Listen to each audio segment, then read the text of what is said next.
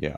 Well, amazing. So, something that actually I'm very curious about, you mentioned picking up new knowledge, understanding how to get maybe it's the respective peers when you're coming into a new domain, especially if you're coming from a non-technical domain. I think a lot of people who are entering the field have a lot of concerns about that. How do I get people to take me seriously when I don't have this vast technical background that other people do? How do you approach that? What are some of the things that you can do to build credibility as you go? Yeah.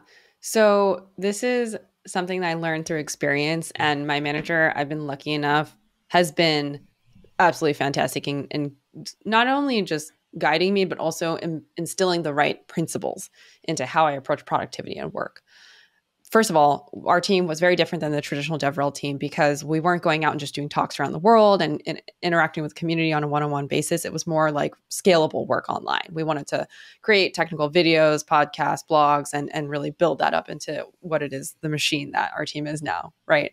And so initially, of course, people have raised their eyebrows, like, is this technical enough? Is this work really respected in the tech community? And we just kept focusing on the work itself and just continuing to sharpen our skills and build our craft. And he instilled this really interesting principle called the first pancake principle, which basically explains that, look, when you create your first pancake, usually the griddle's too hot, you forget to flip it, and it's burnt on one side. But that doesn't stop you from creating more and more pancakes until you get the hang of it and you make perfect bomb pancakes every time for your friends. And so it's kind of the same thing, like repeated failures lead to success. I avoid putting too much pressure on single successes or big wins because then those failures turn into this massive liability. And we try to avoid it at all costs. And you start to, get analysis paralysis and you start over planning instead of just pushing out the work and improving over time. And I think there's actually a really good story about a teacher who actually split their pottery class or their ceramics class into two different groups. And I think a photography teacher has done the same. One side of the class was focused on quality of the piece, and they had to submit the highest quality piece at the end of the semester. Whereas the other side of the class was grouped to focus more on quantity, just push out as many ceramics pieces as possible and submit them. And you would expect that the quality group would do better and submit this beautiful artwork and it would be just perfection. But in reality, it was actually the quantity group that ended up having better pieces by the end of the semester.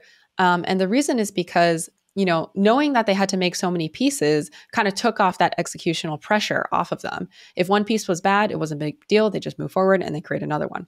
Whereas the other one, really put a lot of pressure onto perfecting every single aspect of that piece to a point where, they didn't necessarily move forward or they didn't finish the piece or they focused too much on one part of the piece and not the overall picture of it.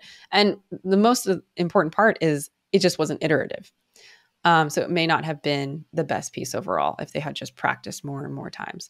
So I found that just continuing to focus on small wins and pushing out pieces of content or work really worked well in my favor because it also helped me fine tune my own style. I would also say that it also allowed me to, get better over time, over progression, and also learn as a result. I was able to learn new concepts about our products in all of the different areas and create pieces of content about that and build relationships with those stakeholders as well.